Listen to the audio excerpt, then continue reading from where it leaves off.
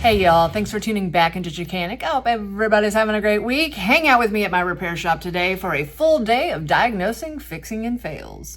First up on the bench, I have a customer's Stihl MS270 chainsaw. He's one of my commercial guys, and he brought it in saying that the chain kept tightening up while it was running.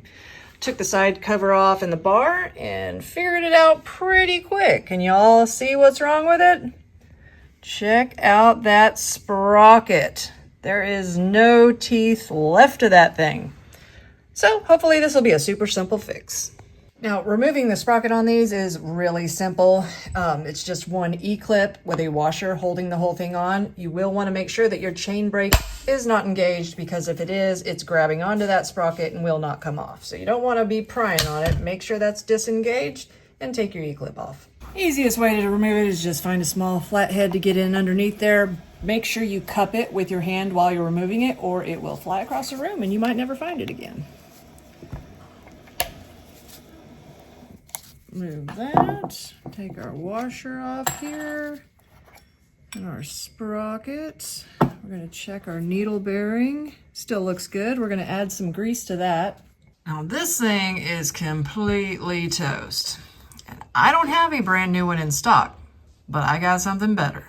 Now, when I closed down my repair shop that I had for 12 years, my storefront, and moved everything to my house, I had a ton of small engine equipment that I couldn't just let go because there was so many good parts. A lot of them are burned up units or units that customers never wanted to repair, so I just got stuck with them. So some of them are good units that just need to fix. But I know I got a burned up MS270 up in here. Let's dig it out.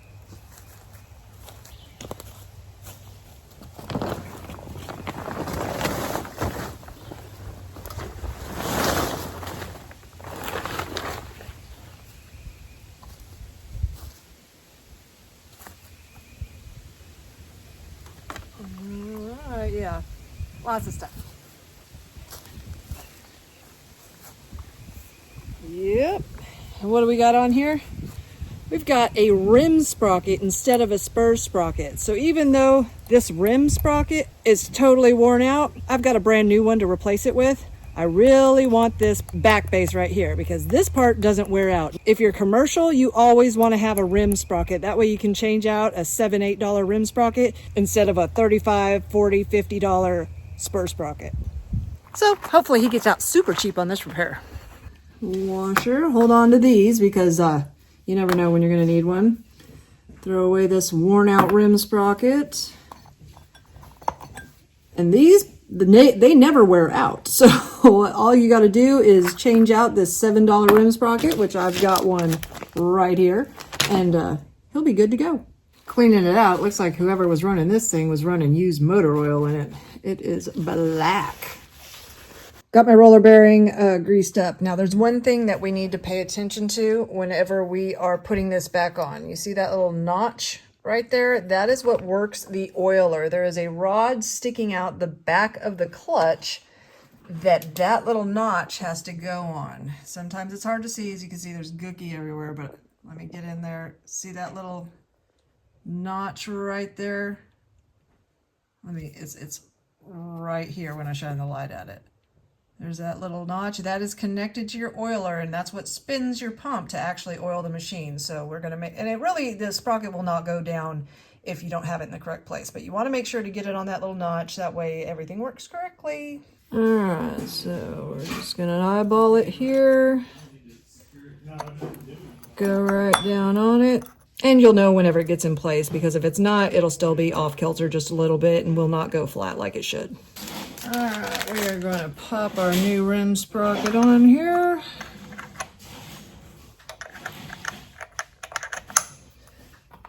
Put our washer back on and our clip.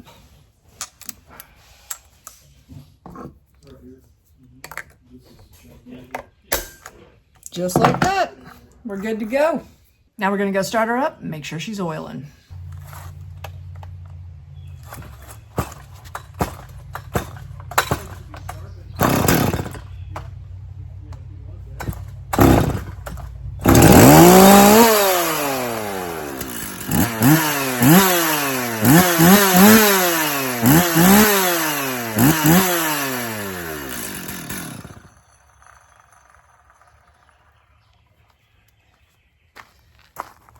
See, it doesn't take much. We're able to see the oil running out the side of its little channel there, and it works fine. Now, putting it back together, and unfortunately, even though his chain looks almost brand new, look at the bottom of all of his drivers. They're gone.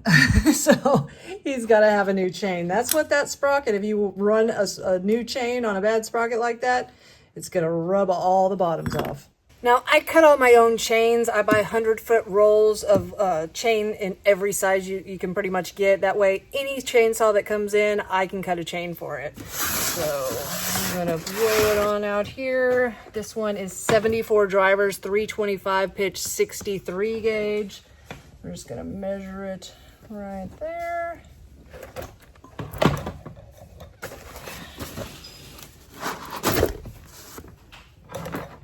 Gotta get me a light up here still.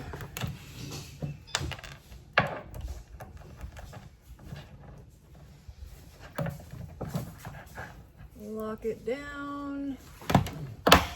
Grab me a link. I'll rivet it back together.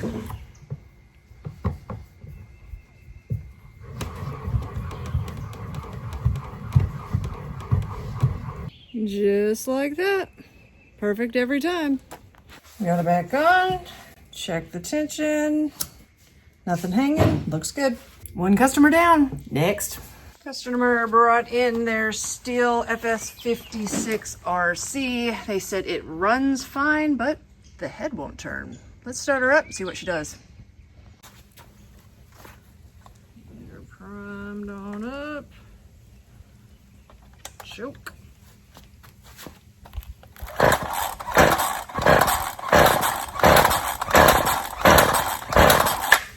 Well, that's a lot of pulls. She doesn't run just fine. She should start in like 3.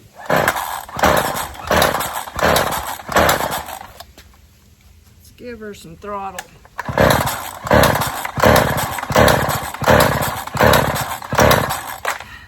Runs just fine. Yeah. Let's see what's wrong with her. First thing, let's check this fuel and see what's going on up in here.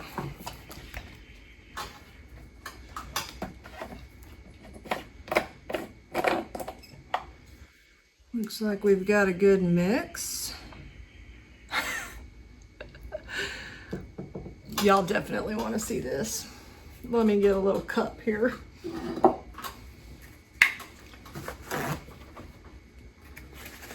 And this could definitely be why the head does not want to spin. All right. I'll put in what I sucked out there. I'm going to grab another little suck so I can show you what's in the bottom of this tank. Well, I've sloshed it now, but yeah. Let me show you what he's got in his tank. Like I said, guys, 70% of the units I get in have water in them. And I don't know if you could see it from, not really. That whole bottom section, you see that bubble down at the bottom since water sinks. Yeah, it's full of water. All right, let's go ahead and dump this out.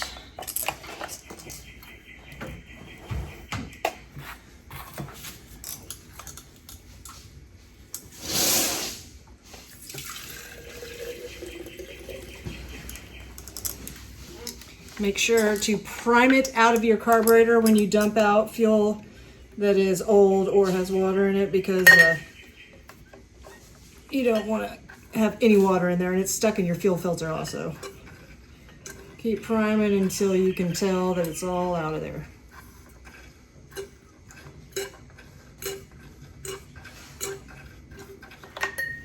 Now, there's 2 other issues that these trimmers have that make the head not spin. I mean, well, other than it being a actual clutch, shaft, or gearbox issue, which on these ones, you don't see that often.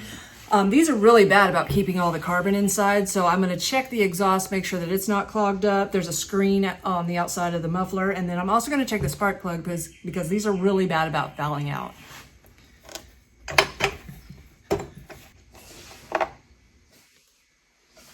It's not too bad.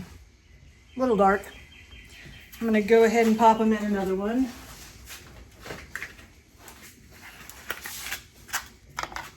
Now, from what I can see, the exhaust screen doesn't look that bad. I'll know more after I start it up. Now, our carburetor is probably full of water, so we're gonna choke it again. We know that the plug's not fouled out, and we're gonna give it a good prime before we go to start it up. All right, let's see. All right, take it off choke.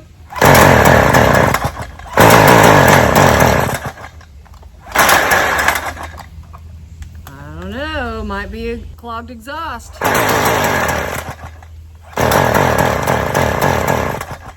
Let's check it for sure. Now we're going to want to go ahead and remove the spark arrestor screen that goes inside the muffler right here, and there's just one screw holding it in. Stihl could have been really cool and just put us a little hole right here so we could undo the screen, but no, they put this plastic part where you can't really get to it too well. So if you want to make a stab at it, you can, you know, go in there and pry it, but it's easier just to remove these 3 bolts off the rewind and take the whole cover off and get it out that way.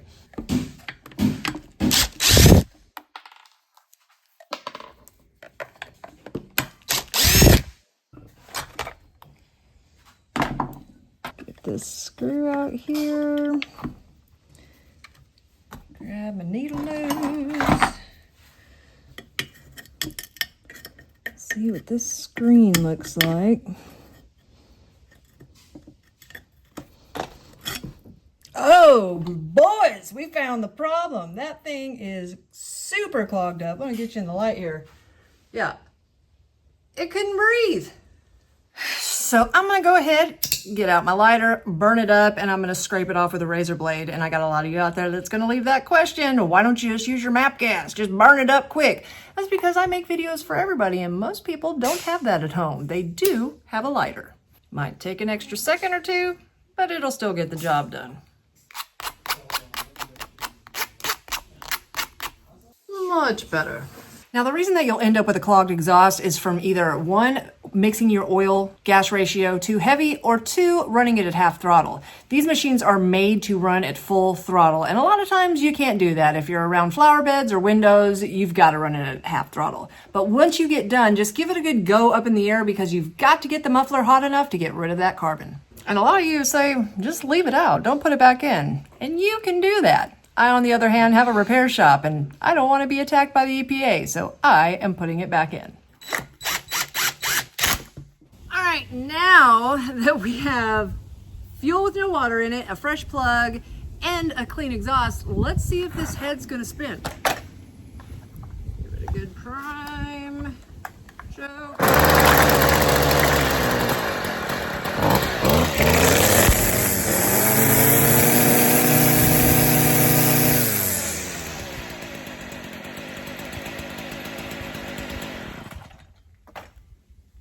Yep, she runs great. Next. Next up on the bench, I have a Walmart special HyperTough. Now, I normally don't work on these because you can get a new one for, it used to be like $69. They might be $79 or $89 now. But this is a friend, so we're going to bust it out for her. When she stopped by the other day, said it wouldn't run. Her return line from her carburetor was broken, so we went ahead and put a new one in, but it still didn't run right. And then it started flooding all the gas through the air filter and just pouring out through the carburetor and the air filter. So it has no gas in it now because it's all leaked out. Got to dig into this carburetor. Now, before we dig in too deep, we are checking compression on this thing because we do not want to work on a dead machine. So let's pull this plug, see what we got going on inside. If it does have compression and I pull the carburetor off, I will be checking the inside of the cylinder. Ooh, that thing is stuck. Okay, y'all know spark plugs normally don't get me, but this one's probably been in there for years. Let's try it again here. There we go. Just got to give it a good beating.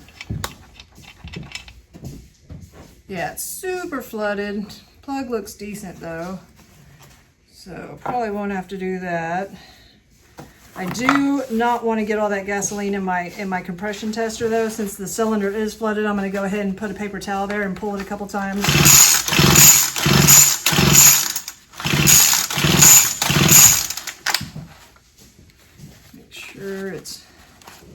bit drier.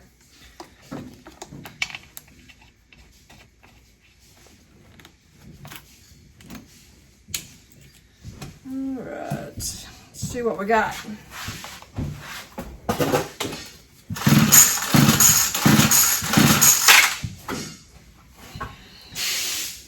Well, we got 112 pounds.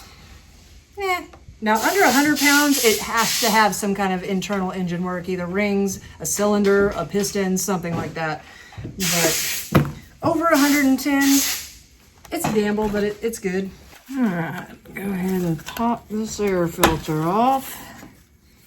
And yeah, that thing is soaked with gasoline, but it's still good.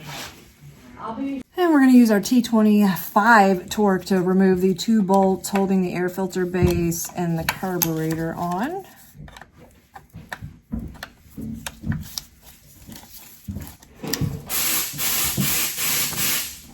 Let's look inside this cylinder.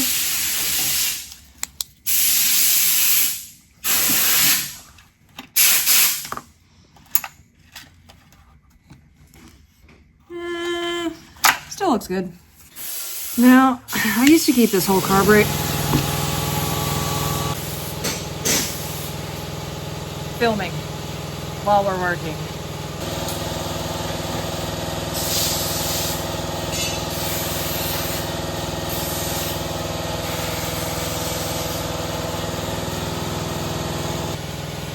So I wait.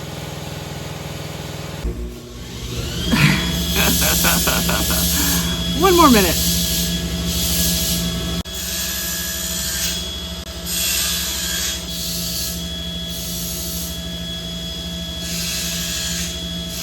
Now, when I had my storefront, I used to keep this carburetor in stock. I sold it for like 23 bucks. It was totally worth it. I could tell a customer how to fix their fuel lines over the counter, throw a carburetor on. It's literally 2 bolts, and they were good to go. I do not have a brand new carburetor in stock anymore, so I'm going to tear this one apart, and I'm going to start with the metering diaphragm side, because with it just leaking all the fuel through all at once, it is definitely possible we have a hard diaphragm that's leaving the needle open and causing it to continuously flood out. Well, it is not hard, but it's definitely been sucked into a point to where it's not going to release the needle, so it needs a kit. For this particular carburetor, it's got the Pac-Man shape for the high and low adjustment, so let's bust out our Pac-Man tool. Got my carburetor adjusting toolkit here. I leave these in the description box below if you want to get your own. They come with pretty much every possible adjusting tool that you can need. And we got Pac-Man. We're going to want to remove these. See what we got here. This is our H over here is our high. Whenever I take them out, I always put the low on the left. That way I know which way they go back in. Sometimes the low is longer, but sometimes it's not. Sometimes it's the same as the high. So we'll put the high right there.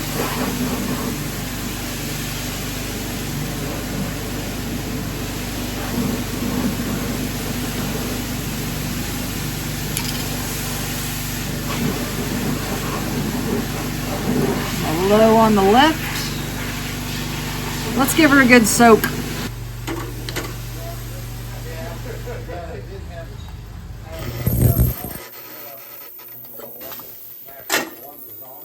All right, while I've got that one cooking in the ultrasonic, I'm going to go ahead and work on this one and see what's going on with it. I think I know, but the throttle trigger is not working.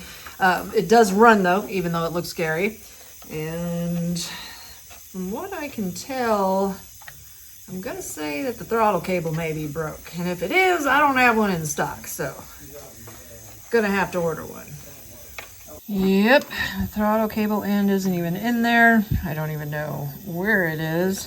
And unfortunately, he said, you know, he didn't need anything else done. But looking at these fuel lines, that thing is just sliding in and out. It's going to leak like a sieve if it's turned over. I'm gonna have to call and find out if he wants me to change the fuel lines too. Next one up on the bench, I have a commercial customer's Stihl MS391, and can you see what's wrong with it? That's not good. These are some big old holes in the muffler. Let's see what's going on. I'm gonna go ahead and remove the bar and chain. That way I can just have it out of the way.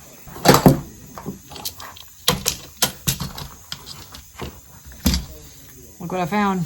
This is the same commercial customer that I changed his sprocket out on his other saw. And look at this one.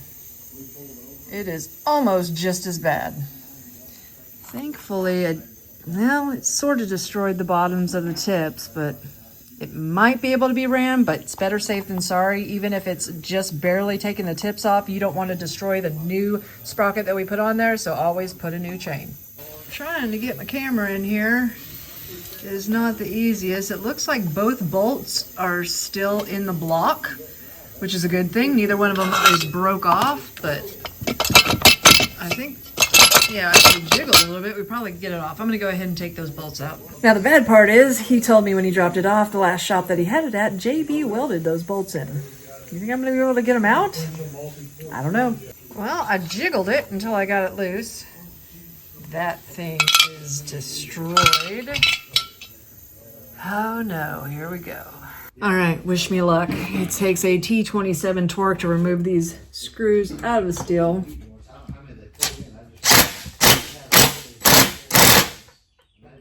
It's coming, but it's really slow. Oh,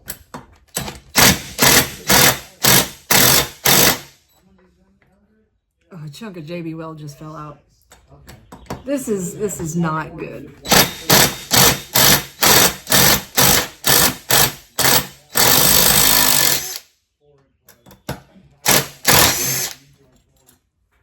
Alright, let's see what we got going on under here.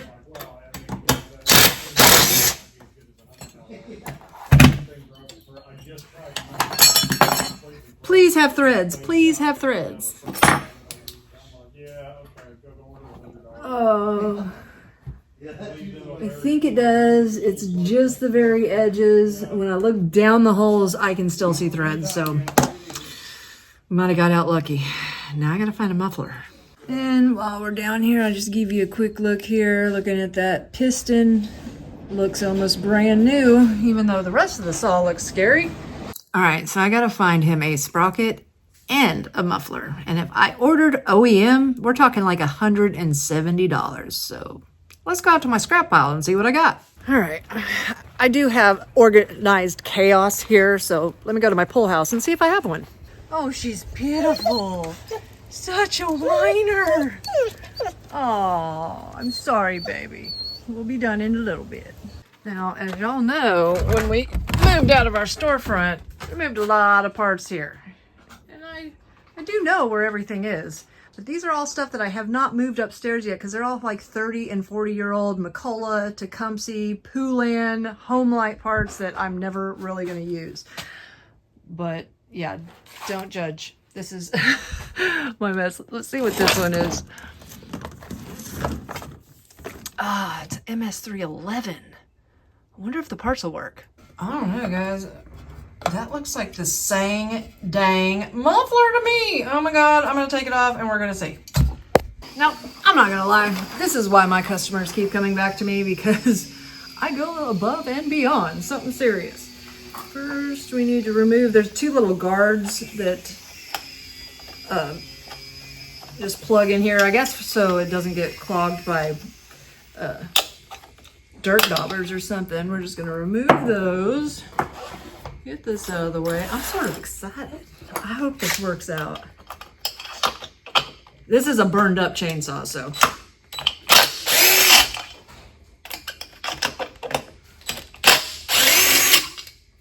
All right. Looks good. Yeah, let's see. Y'all, this is the same exact muffler. Oh my gosh, I'm gonna save him so much money. Let's check the sprocket while we're at it. I mean, I think I have a new sprocket in stock because it's sort of a common one. But if if I can get away saving him a bunch of money, you know, that's what I'm all about. Saving y'all some time, money, and frustration. I think it looks good. Check this out. So I'm pretty sure, yeah, we got barely any wear on this one at all. I'll sell it to him real cheap. He'll get a lot of good life out of it. And just so you can see this one, it is super burned up. All that up and down scoring, it is dead. So yeah, a lot of you wonder why I keep a huge, gigantic pile of 2-strokes outside. It's because of this reason. Somebody gave me this burned up saw whenever, you know, what are they gonna do with it? I hold on to it for probably a year. And next thing you know, I got a customer, instead of buying a $110 muffler, I can sell them this one for 40 bucks. That's still in perfect condition. Instead of buying a $45 sprocket, I can sell them this one for like $5. So I'm gonna make like $50 off this burned up saw that nobody wants. It's somebody else's trash, but it's my treasure. And on top of that, I still have a brake handle, I still have a top handle, I still have an entire rewind, I've got a top cover, carburetor is probably good, I've got the whole base. I mean, I can make a ton of money off used parts. Now, something that I find weird though, when I took his apart, he had his muffler deflector, but didn't have his muffler gasket on there. Whoever JB welded it back together didn't put it back on, but the one I just took apart had the muffler gasket and not the heat deflector, so I don't know about that. But before I put everything back together, I want to straighten these threads out.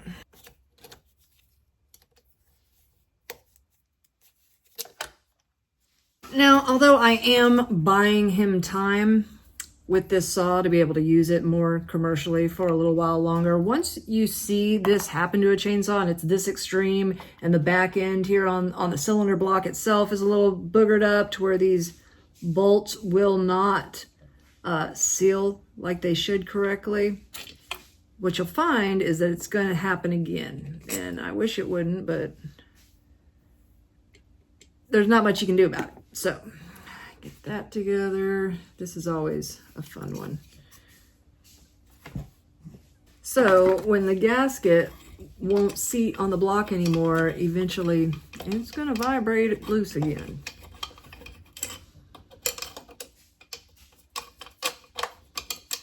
And when I put these back in, I do not want to use a power tool because I don't want to strip it out. You just got to have a feel for it. That's about it. These threads are not in good shape. Go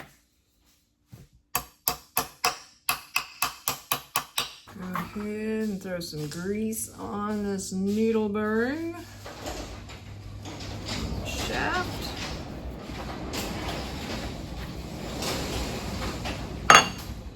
Pop this good one on. Find the oiler rod. There it is. That thing's almost wore out itself. It's so thin I could barely see it.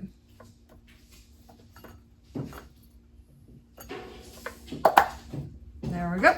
Put our pin and clip on, and we're gonna let it sit overnight because we do not want to start it up until that thread lock has completely dried. So I'm sure it's gonna, he said it ran just fine, and hopefully it'll stay for a while. All right, back to this HyperTough. I'm hoping that after soaking it for so long, it's gonna make it a little easier to get these gaskets off. But I don't know. No, I'm still gonna have to pry them off. Great. This is the point where I start regretting not just waiting and ordering a carburetor. Okay. Well, unfortunately, went through my box of miscellaneous Zama carburetor pieces, and I have a metering diaphragm, but I do not have that diaphragm right there. So that's usually the one I use in the RB29 kits, and I don't have one, so I got to open up a new kit. Oh, get over here. Carburetor kits.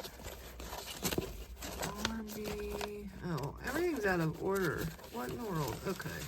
29. Sweet. Then I just realized I opened up the RB29 kit and it's got all the gaskets and diaphragms I need, but it doesn't have a little needle in it. The needle that came out of the carburetor is tiny, and it's only got the big one. So it is not the RB29. I'll figure it out and I'll put it in the description box below. I usually just go off what it looks like and no, but that, you know, wouldn't it be helpful if it just carried both of the needles like all the other kits do? But that's why I order little needles in bulk for that very thing. Whenever I have pieces for something and I still need a needle, I got them. All right, so I'm just gonna do this pretty fast because I don't want to bore y'all with a carburetor kit. I did one in a video, last video, or the video before that, so.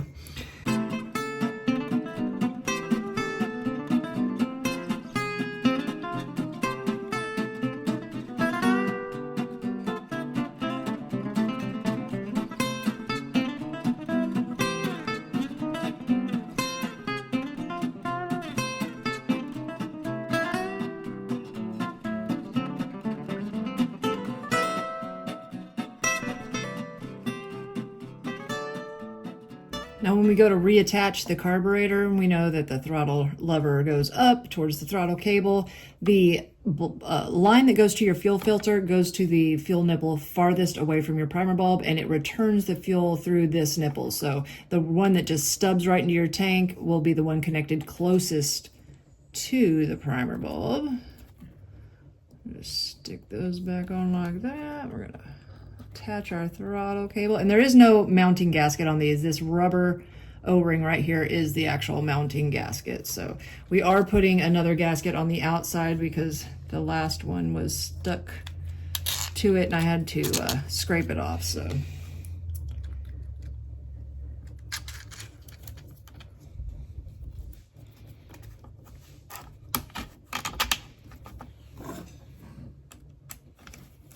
also, something to check on these that I've seen a lot that could be your issue if you've got, you know, a good carburetor and everything.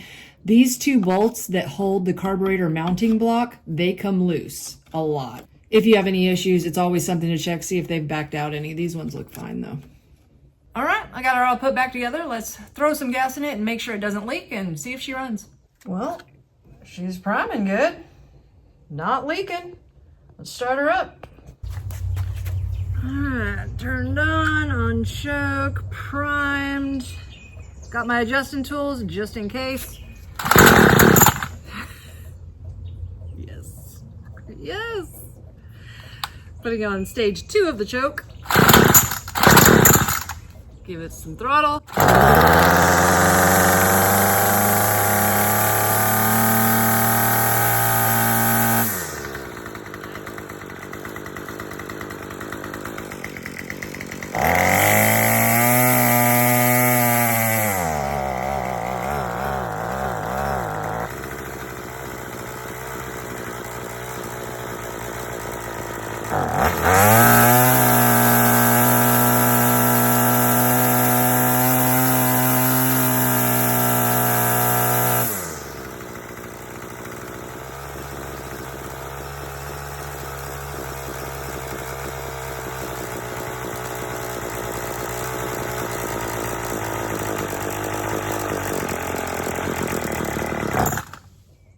Getting a little too much air on the low, so I'm going to come out a little bit and see if that's it.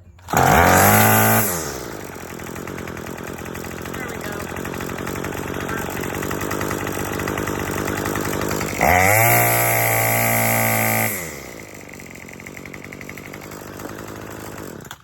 Sweet, she's fixed.